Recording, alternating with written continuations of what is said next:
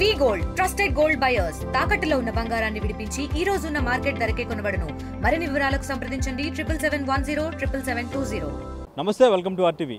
So film federation తరపు నుంచి అన్ని యూనియన్స్ అందరూ కలిసి ఈరోజు సీఎం రేవంత్ రెడ్డి గారికి ఇక్కడ అభినందన సభ ఏర్పాటు చేశారు. ప్రస్తుతం మనతో పాటు ఫిలిం ఫెడరేషన్ సెక్రటరీ ఎమరాజ్ గారు ఉన్నారు, మాట్లాడదాం. నమస్తే అండి. నమస్తే అండి. ఏంటి సడన్గా ఈ అభినందన సభ అంటూ ఫిలిం ఫెడరేషన్ తరపు నుంచి కార్యక్రమం ఏర్పాటు చేశారు ఏంటి? అంటే దాదాపు ఒక జూలై నెలల్లో మా కార్మికుల వేతనాల గురించి ఛాంబరు, ఈ ఫెడరేషను, కార్మిక నాయకులు అందరూ కలిసి మాకు రావాల్సిన ప్రతి 3 సంవత్సరాలకి పెరగవలసిన జీతాలు అయితేనేమండి, విధి విధానాల్లో చిన్న పాజిబిలిటీస్ లేక ప్రొడ్యూసర్ సైడ్ నుంచి మాకు అప్పుడు వేతనాలు పెంచలేకపోయారు. ఆ కారణంగా మేము కొద్ది రోజులు సమ్మె చేయడం జరిగింది.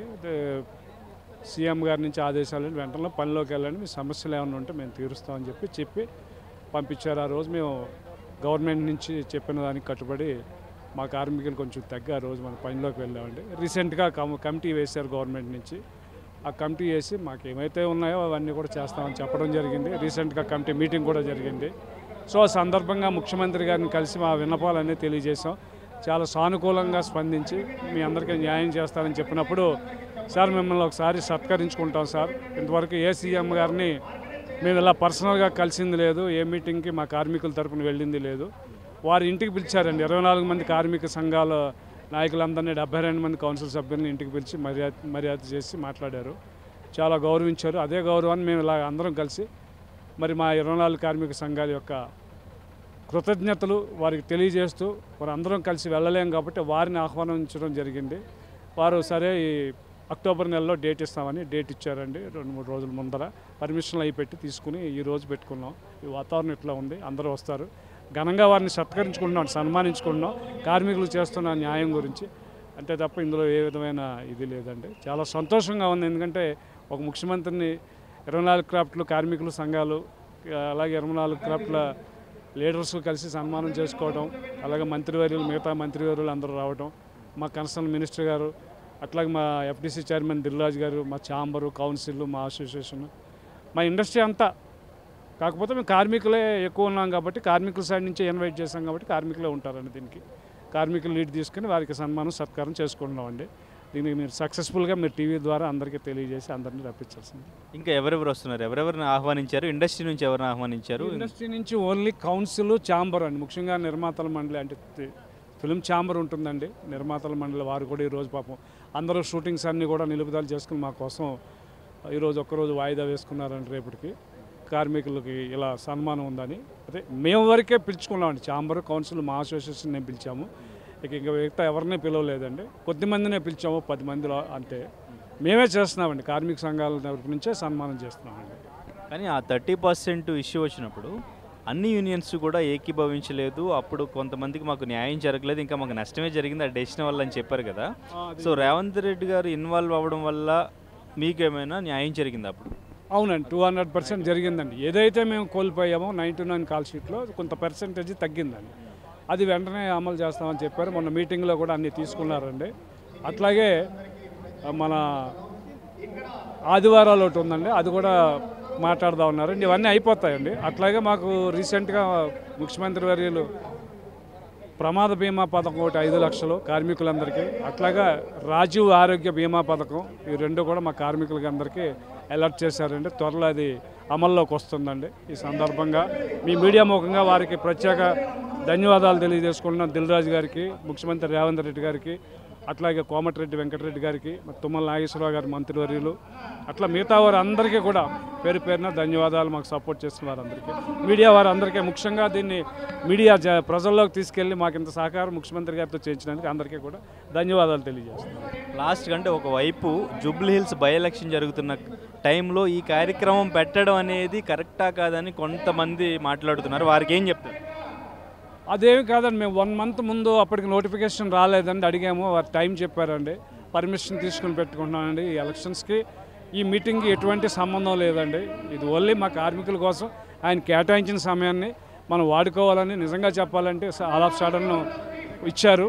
మాకు చాలా సంతోషం. అది ఏ రకమైన రాజకీయాలకి అందరూ అన్ని పార్టీలు ఉంటారు, అతీతంగా ఇక్కడ అయితే చిరంజీవి గారిని కూడా కలిసారు మీరు. చిరంజీవి గారిని ఆహ్వానించలేదా ఈ కార్యక్రమాన్ని? ఎవరిని ఫిల్మ్ ఆర్టిస్టులు ఎవరిని కూడా పిలవలేదండి. ఎందుకంటే సడన్గా ఆల్ ఆఫ్ సడన్గా వారి షూటింగ్లు ఆపడం జరిగిందండి. ఎవరిని పిలవలేదండి. కొంతమందిని మాత్రమే పిలిచామండి. ఏ హీరో గారిని కలవలేదండి, పిలవలేదండి. టైం సరిపోలేదండి. అందువల్ల ఓన్లీ కార్మిక సంఘాలు అట్లాగే ఛాంబరు ఫెడరేషను కలిపానండి, అంతే. ఇంకెవరిని పిలవలేదు. తెలుగు ఫిలిం ఫెడరేషన్ తరపున అలాగే టీవీ ఫిలిం ఫెడరేషన్ తరపున అంటే ఫస్ట్ సీఎం ఇప్పటిదాకా కార్మికులను పిలిచి మీకు ఏం కావాలి, మీకు ఏం చేయాలని అడిగిన మొదటి ముఖ్యమంత్రి. అందుకేతం ప్రొడ్యూసర్లు వెళ్ళేవారు, హీరోలు వెళ్ళేవారు, వాళ్ళ సినిమా పరిశ్రమ గురించి చెప్పినా ఫస్ట్ టైం పిలవటం. తర్వాత ఎంతోమంది హాస్పిటల్ ఖర్చులు భరించలేకపోవటం, చాలా యూనియన్లు ఇన్సూరెన్స్ కట్టలేకపోవటం, ఇవన్నీ చూసి అడిగితే ఇమ్మీడియట్గా ఆరోగ్యశ్రీ వర్తించేలాగా ఒక హెల్త్ కార్డ్ని 10 lakhs వర్తున్న హెల్త్ కార్డ్ని ఆయన ఇమ్మీడియట్గా చేద్దామని చెప్పి హామీ ఇచ్చారు. సో అది ప్రాసెస్ జరుగుతుంది. ఇప్పుడు ఎలక్షన్ కోడ్ ఉన్న వలన దీనివల్ల తర్వాత అమలు అవుద్ది అనుకుంటా. బట్ మాకు ఎవరైతే అప్లై చేశారో ఈ కార్డు కావాలని అందరూ డేటా అయితే ఇచ్చేయడం జరిగింది. అది ప్రాసెస్ జరుగుతుంది. ఇంకా స్కూల్ అడిగాం, ఒక హాస్పిటల్ అడిగాం. అవన్నీ కూడా డెఫినెట్గా మాట్లాడి అందరితోటి చేద్దాం అన్నట్టుగానే ఉన్నారు ఆయన. ఇటీవల కాలంలో ఇండస్ట్రీలో తలెత్తిన సమస్యలన్నీ కూడా రేవంత్ రెడ్డి గారి దృష్టికి తీసుకెళ్లారని తెలిసింది. ఆ సమస్యలన్నీ ప్రొడ్యూసర్లు బాగుంటేనే ఇండస్ట్రీ బాగుంటుంది. ప్రొడ్యూసర్లను ఇబ్బంది పెట్టి వాళ్ళని నష్టపరిచేలాగా చర్యలు ఎప్పుడూ ఉండవు. కార్మికులు కూడా వాళ్ళు కష్టానికి తగిన ప్రతిఫలం అడుగుతారు.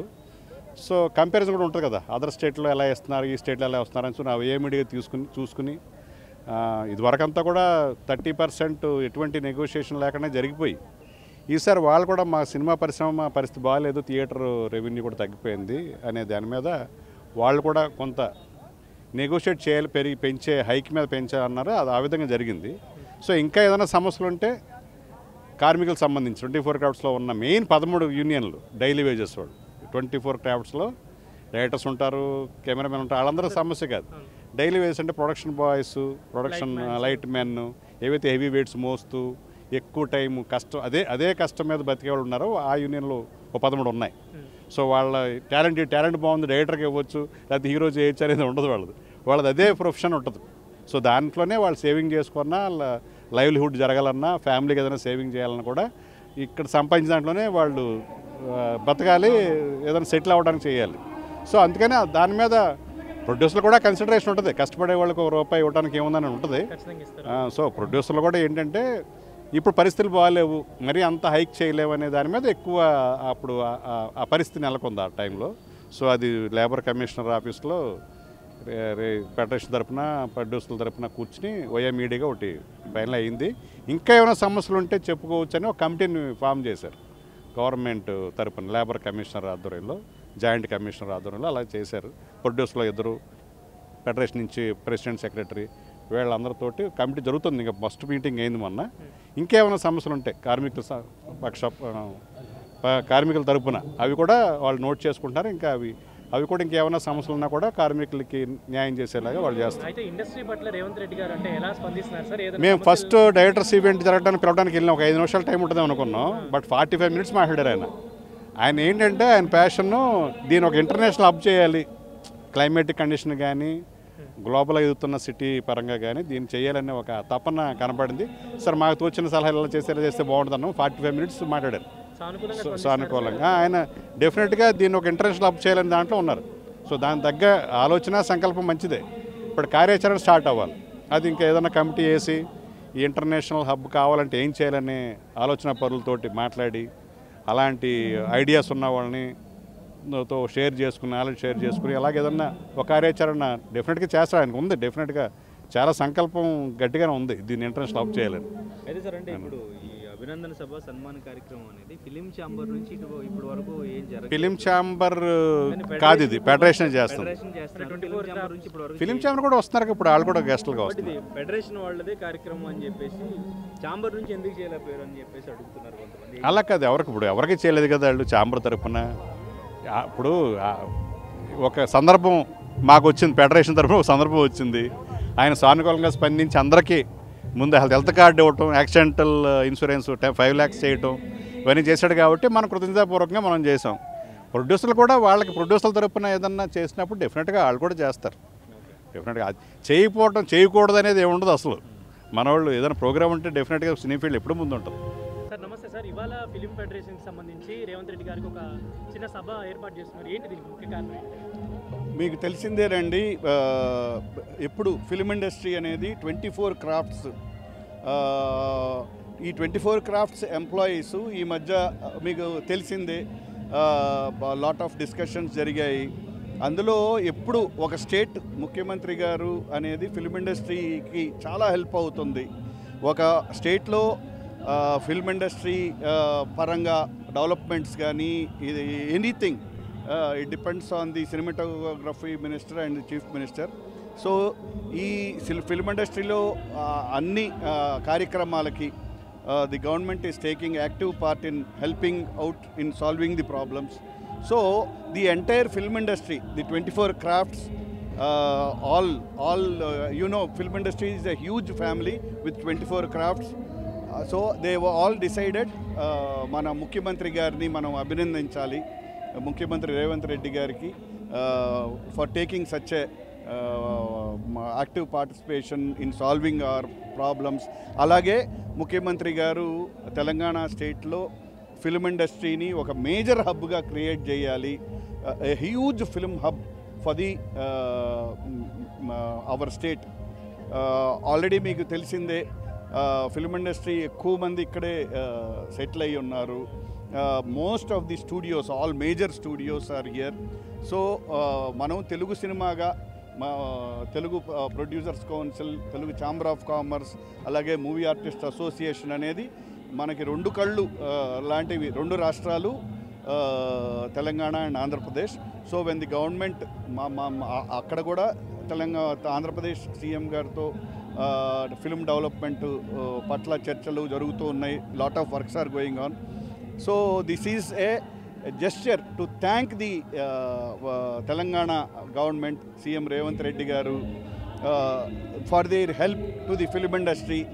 And further ga kuda film industry ki eppudu etuvanti samasya vachina the government ilane active part తీసుకొని తెలంగాణని ఫిల్మ్ ఇండస్ట్రీ ఒక హ్యూజ్ హబ్గా తయారు చేయాలనే వారి కోరిక డెఫినెట్గా సక్సెస్ఫుల్ అవ్వాలని the entire film industry is very happy over that. Movie ఆర్టిస్ట్కి సంబంధించి అలాగే సినిమా కార్మికుల నుంచి మీరు ఫస్ట్ నుంచి కూడా ఇన్వాల్వ్ అయినారు. రీసెంట్గా రేవంత్ రెడ్డి గారిని కూడా చాలా మంది సినిమా పరిశ్రమకు సంబంధించిన అందరూ కలిసారు.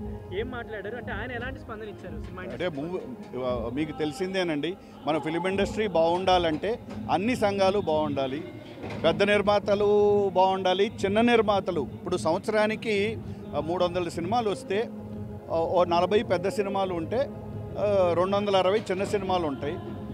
మరి ఈ 300 సినిమాలు అటు చిన్న నిర్మాతలు అటు పెద్ద నిర్మాతలు అందరూ బాగుండాలి. వీటితో పాటు వీటిలో పనిచేసే 24 క్రాఫ్ట్స్ కార్మికులు అనేవాళ్ళు వాళ్ళు శ్రమజీవులు. సో శ్రమజీవులు ఎప్పుడూ హ్యాపీగా ఉండాలి. సో అందుకని ఇండస్ట్రీ బాగుండాలంటే కార్మికులు, నిర్మాతలు, దర్శకులు అన్ని సంఘాలు బాగుండాలి. సో అందరూ కలిసికట్టుగా ఉండటమే, ఒక ఫ్యామిలీ లాగా ఉండటమే మన ఇండస్ట్రీ. అంటే వేతనాల పెంపు విషయంలో అప్పుడు ఫిలిం ఛాంబర్ అండ్ ఫెడరేషన్కి ఒక చిన్న డిఫరెన్స్ అనేది అంటే అవన్నీ పెద్దలు కూర్చొని వీళ్ళు ఈ కార్యక్రమం ఏర్పాటు చేసినప్పుడు ఫిలిం ఛాంబర్ ఫస్ట్ రియాక్షన్ అవన్నీ పెద్దలు కూర్చొని ఇండస్ట్రీ పెద్దలు అందరూ నిర్మాతలు, రెగ్యులర్ నిర్మాతలు, కార్మికులు, ఫెడరేషన్ పెద్దలు అందరూ కూర్చొని ఒక అండ్ గవర్నమెంట్ హెల్ప్తో they have taken a good decision. I think all their problems will be solved. ఏమన్నా 1-2 ఉన్నా కూడా it will be solved for good. తెలుగులో ఫాస్టెస్ట్ న్యూస్ ఇప్పుడు కొత్త అవతారంలో 5 సెకండ్లోనే